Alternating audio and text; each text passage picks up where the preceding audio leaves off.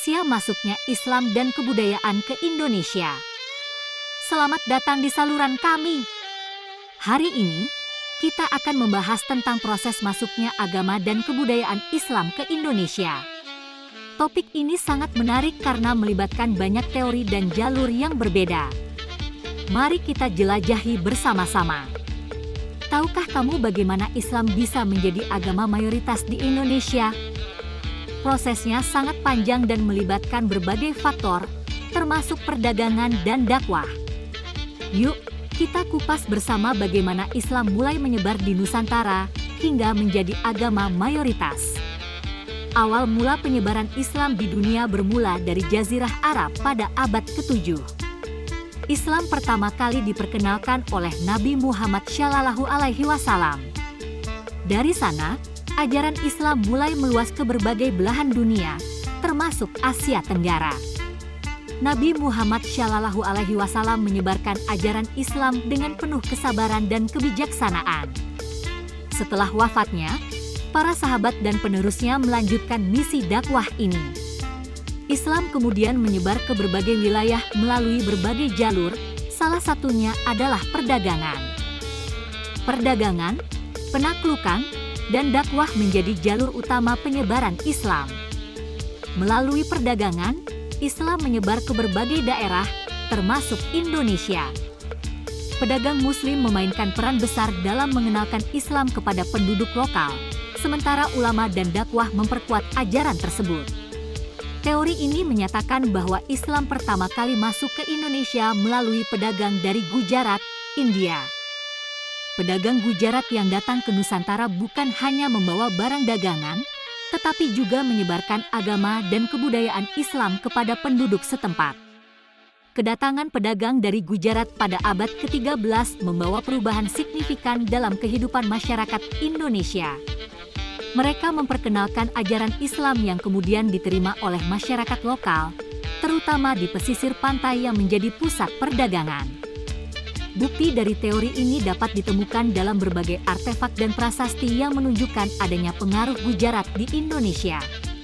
Artefak ini memberikan gambaran tentang jejak sejarah interaksi antara pedagang Gujarat dan masyarakat Nusantara. Teori kedua menyatakan bahwa Islam masuk ke Indonesia melalui pedagang dan ulama dari Persia.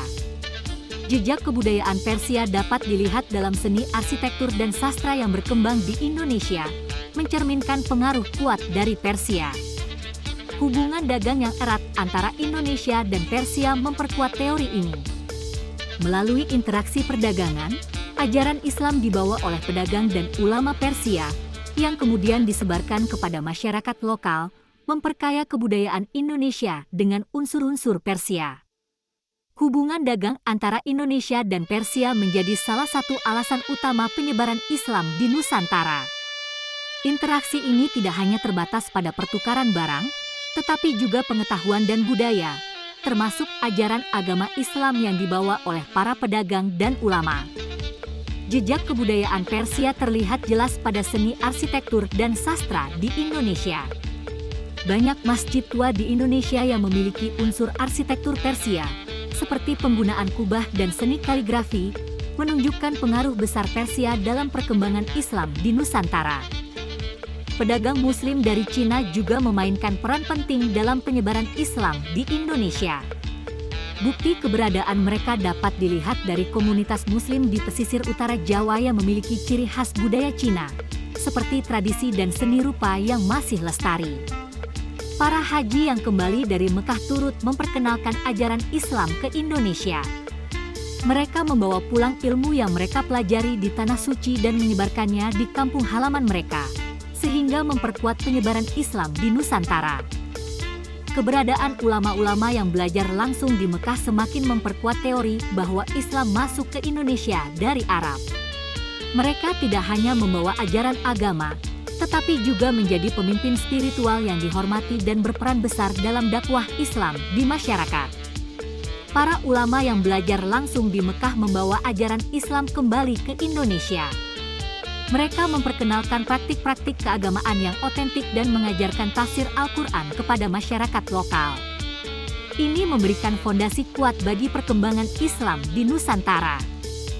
saluran utama penyebaran Islam di Indonesia adalah melalui perdagangan maritim.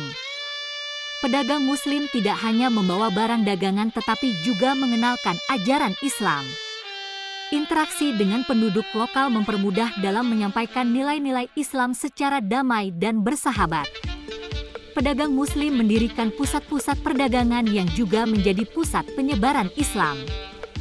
Kota-kota pelabuhan seperti Aceh, Malaka, dan Demak berkembang pesat sebagai pusat perdagangan sekaligus pusat dakwah.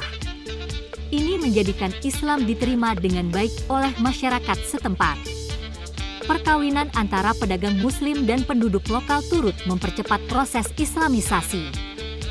Perkawinan ini menciptakan ikatan sosial yang kuat dan memperluas pengaruh Islam. Anak-anak hasil perkawinan ini biasanya dibesarkan dalam tradisi Islam, memperkuat akar agama di masyarakat. Para ulama dan wali songo berperan besar dalam dakwah Islam di Jawa. Mereka menggunakan pendekatan yang bijaksana dan adaptif, menggabungkan ajaran Islam dengan budaya lokal. Metode ini membuat Islam lebih mudah diterima dan dipahami oleh masyarakat Jawa. Proses masuknya Islam ke Indonesia merupakan hasil interaksi kompleks dari berbagai jalur, seperti perdagangan, dakwah, dan hubungan antar bangsa. Berbagai teori, mulai dari Gujarat, Persia, Cina, hingga Mekah, memberikan pandangan yang saling melengkapi mengenai penyebaran agama Islam di Nusantara. Para pedagang Muslim, ulama, dan wali songo memainkan peran penting dalam menyebarkan Islam, baik melalui perdagangan maritim maupun perkawinan dengan penduduk lokal. Terima kasih telah menonton. Jangan lupa like, komen, dan subscribe untuk video menarik lainnya.